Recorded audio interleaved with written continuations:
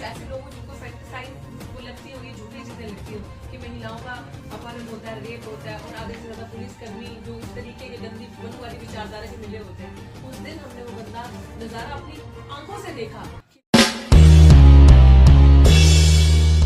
साहब ने बताया कि जिस जगह पे हम बैठे हैं हर दिन हम लोग वो क्राइम होता अपनी आंखों के सामने देखते हैं। वाइस चांसलर के द्वारा, वाइस चांसलर और प्रॉक्टर की शय पे, उसी जगह पे हमें उकसाने के लिए आपने देखा बहुत बड़ी कवर की है कि जय श्री राम के नारे हमें उकसाने के लिए लगाए जाते हैं। एंटी नेशनल स्लोगन आरएसएस की शाखाओं में बोले जाते हैं।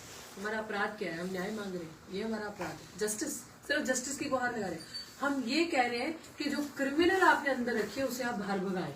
और वही की मुझे नहीं पता ये लोग डिग्रीज कहाँ से लेके आते, कौन सी व्हाट्सएप यूनिवर्सिटी से ये लोग पढ़ के आते हैं। आप मीडिया के कर्मी हैं, मैं आपसे प्लीज रिक्वेस्ट करती हूँ, आपके पास स्वतंत्र अधिकार है, आप जाएं वाइस चांसलर साहब से पूछें, रजिस्ट्रार सविता रॉय से पूछें, प्रॉक्टर से पूछें कि कहाँ से पढ़े हो या क्या केस की कितनी जानकारी आपको डॉक्टर ऋतु की 150 दिन से बैठी है। तो आप एक महिला जो वहां से पढ़ी और वहां पढ़ा रही है उसको आउटसाइडर कैसे बता रहे हो आप? और एक तरफ आप कहते हो केस सब जुडिस है, दूसरी तरफ आप ये कहते हो, मुझे तो जान के हैरानी हुई सर कि वो उसमें क्या नाम इनका डीन ऑफ स्टूडेंट वेलफेयर जो है, जब हम मीटिंग करने गए तो वो कह रहे हैं ट्रस्ट बिल्ड होना चाहिए।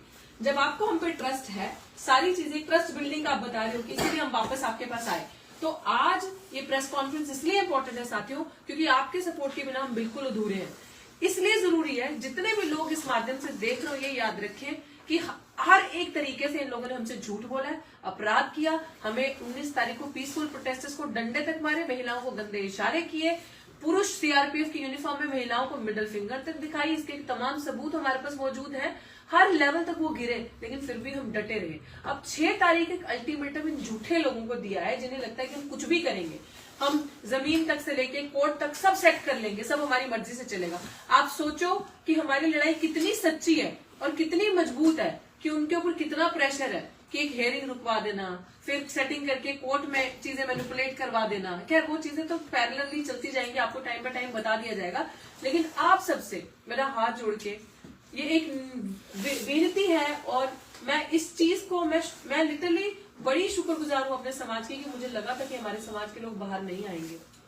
शायद जिस तरीके से रोहित वेमुला हेल्पलेस थे उस तरीके से हमें भी फील करना पड़ेगा, लेकिन नहीं, उमड़ के जितना सपोर्ट, साथ, प्यार आप सबने दिया, आप निकल के बाहर आए। और मुझे यकीन है कि इस 6 तारीख की मुहिम को भी आप इतना ही सक्सेसफुल और बनाएंगे ताकि हम वहां से जीत कर लौटे, हार के ना लौटे। जिस तरीके से बाबा साहेब कोई भी लड़ाई उन्होंने हमेशा मेहनत से लड़ी, अधूरी नहीं छोड़ी, ये समाज भी इस लड़ाई को अधूरा नहीं छोड़ेगा।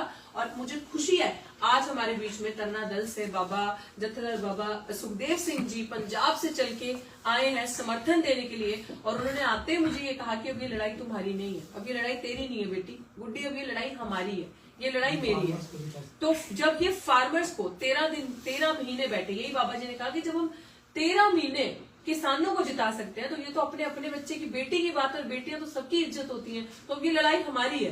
बाबा जी भी बात करेंगे आपके सबके साथ, उन्होंने भी ये चीज कही कि अब खुलेआम हम आपको एक क्लियर कट संविधान के तरीके से ऐलान कर रहे हैं कि आप 5 तारीख तक अगर जो हमारी ये डिमांड्स है 5 इन्हें नहीं मानते तो 6 फरवरी को फिर आपसे शायद सिंह संभालने नहीं जाएंगे। और सिंह, मैं कहती हूँ सूरमा तो हर कोई है, चाहे वो यूपी से है, चाहे वो पूरे भारत के किसी कोने से, हरियाणा से, पंजाब से, दिल्ली से, कोई भी, हर एक जो अम्बेडकरवादी है उसका लड़ने का तरीका अपने आप ही देखोगे।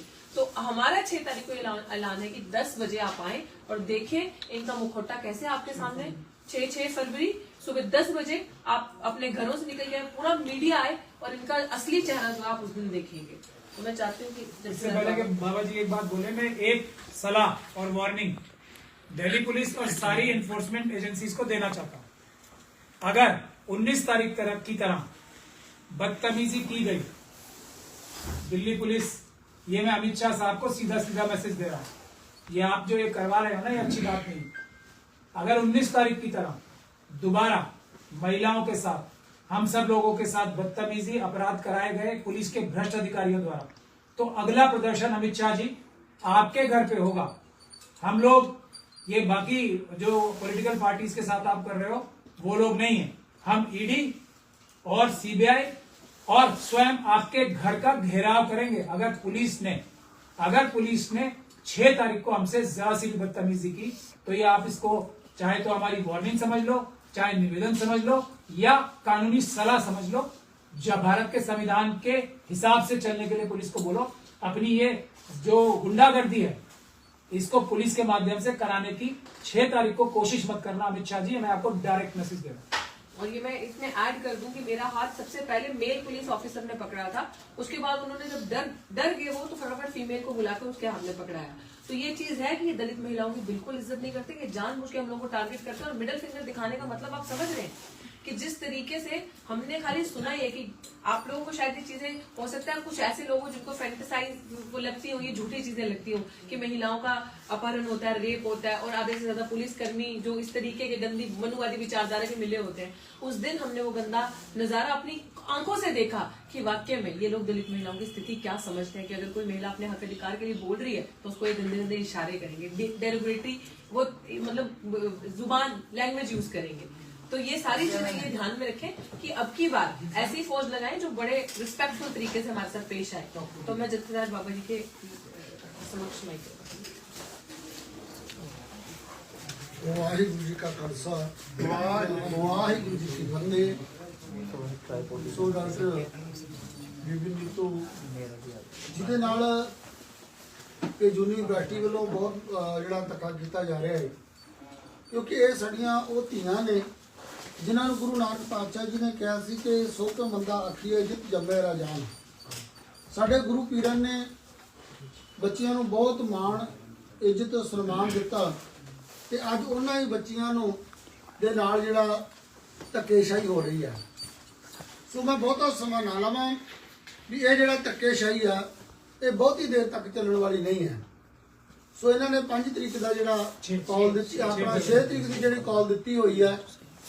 ਸੋ 6 ਤਰੀਕ ਤੋਂ ਪਹਿਲਾਂ 5 ਤਰੀਕ ਤੱਕ ਜਿਹੜੀਆਂ ਇਹਨਾਂ ਦੀਆਂ ਮੰਗਾਂ ਨੇ ਉਹ ਮੰਗਾਂ ਪੂਰੀਆਂ ਕੀਤੀਆਂ ਜਾਣ। ਅਗਰ ਸਰਕਾਰ ਮੰਗਾਂ ਪੂਰੀਆਂ ਨਹੀਂ ਕਰਦੀ ਤਾਂ ਇਹ ਜਿਹੜੀ ਲੜਾਈ ਹੈ ਇਹ ਇਕੱਲੀ ਨੀਤੂ ਦੀ ਨਹੀਂ ਹੈ, ਇਹ ਪੂਰੇ ਐਸੀ ਸਮਾਜ ਦੀ ਹੋਊਗੀ। ਇਹ ਲੜਾਈ ਜਿਹੜੀ ਜਾਗਦੀ ਜ਼ਮੀਰ ਵਾਲੇ ਹਰ ਇੱਕ ਵਰਗ ਦੇ ਮਨੁੱਖ ਦੀ ਇਹ ਲੜਾਈ ਹੋਊਗੀ, ਕਿਉਂਕਿ ਐਸੀ ਸਮਾਜ ਦੇ ਜਿਹੜੇ ਲੋਕ ਨੇ ਉਹਨਾਂ ਦੇ ਨਾਲ ਬਹੁਤ ਜ਼ਿਆਦਾ ਜਿਹੜੀਆਂ ਕੀਤੀਆਂ ਜਾਣੀਆਂ ਨੇ, ਉਹਨਾਂ ਦੇ ਨਾਲ ਧੱਕੇਸ਼ਾਹੀਆਂ ਕੀਤੀਆਂ ਜਾ ਰਹੀਆਂ ਨੇ। ਬੇਟੀਆਂ ਦੇ ਨਾਲ ਕੀ ਹੋ ਰਿਹਾ ਸਾਨੂੰ ਸਾਰਿਆਂ ਨੂੰ ਪਤਾ ਹੈ, ਸਾਡੇ ਤੋਂ ਕਿਸੇ ਤੋਂ ਲਿਖਿਆ ਛਿਪਿਆ ਨਹੀਂ। ਮੈਂ ਧੰਨਵਾਦ ਕਰਦਾ ਸਭ ਤੋਂ ਪਹਿਲਾਂ ਮੀਡੀਆ ਵਾਲਿਆਂ ਦਾ, ਕਿਉਂਕਿ ਜਿਹੜੇ ਤੁਸੀਂ ਇਹੋ ਜਿਹੇ ਜਦੋਂ ਕਿਤੇ ਧੱਕੇਸ਼ਾਹੀ ਹੁੰਦੀ ਆ ਅਗਰ ਮੀਡੀਆ ਨਾ ਹੋਵੇ ਤਾਂ ਇਹਨਾਂ ਦੀ ਆਵਾਜ਼ ਵੀ ਬਾਹਰ ਨਹੀਂ ਜਾਂਦੀ। ਇਹੋ ਜਿਹੇ ਬਹੁਤ ਸਾਰੇ ਕੇਸ ਨੇ ਜਿਹੜੇ ਦੱਬੇ ਦਬਾਏ ਰਹਿ ਜਾਂਦੇ ਨੇ। ਚਲੋ ਨੀਤੂ ਸੀ ਇਹਦੇ ਨਾਲ ਇੱਕ ਪ੍ਰਿੰਸੀਪਲ ਸੀ ਯੂਨੀਵਰਸਿਟੀ ਦੇ ਵਿੱਚ ਰਹਿੰਦੇ ਸੀ, ਜਾਂ ਇਹਨਾਂ ਦੇ ਨਾਲ ਐਡਵੋਕੇਟ ਸਾਹਿਬ ਜੁੜੇ ਹੋਏ ਨੇ, ਹੋਰ ਵੀ ਕੁਝ ਲੋਕ ਇਹਨਾਂ ਦੇ ਨਾਲ ਜੁੜੇ ਹੋਏ ਸੀ। ਇਹਨਾਂ ਦਾ ਮਾਮਲਾ ਜਿਹੜਾ ਉਹ ਉੱਭਰ ਕੇ ਸਾਹਮਣੇ ਆ ਗਿਆ ਤੇ ਲੋਕਾਂ ਨੂੰ ਇਸ ਚੀਜ਼ ਦਾ ਜਿਹੜਾ ਪਤਾ ਲੱਗ ਗਿਆ।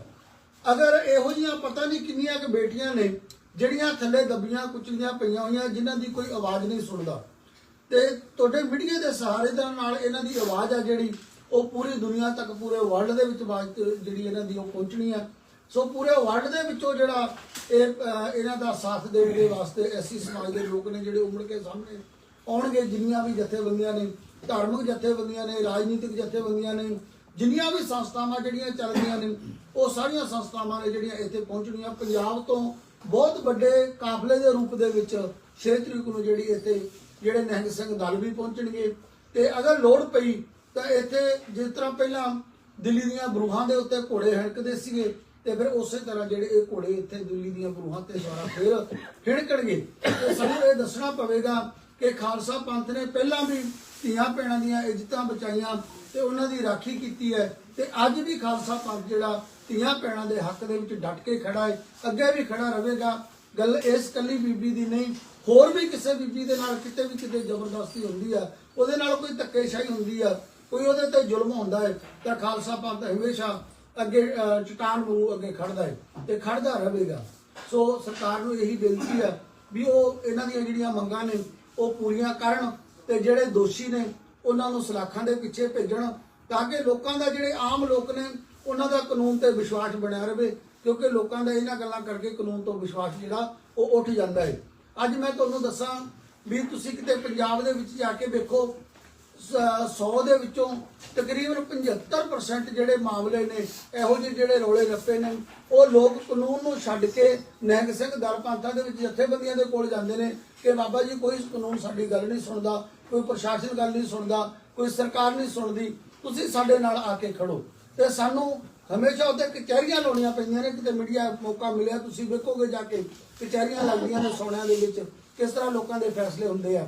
ਸੋ ਇਹ ਸਰਕਾਰਾਂ ਦਾ ਫਰਜ਼ ਬਣਦਾ ਹੈ ਵੀ ਇਹਨਾਂ ਲੋਕਾਂ ਨੂੰ ਜਿਹੜਾ ਵਿਸ਼ਵਾਸ ਦਿਵਾਉਣ, ਲੋਕਾਂ ਦਾ ਕਾਨੂੰਨ ਤੇ ਵਿਸ਼ਵਾਸ ਬਣਿਆ ਰਹੇ, ਕਾਨੂੰਨ ਦੇ ਉੱਤੋਂ ਵਿਸ਼ਵਾਸ ਨਾ ਉੱਠੇ।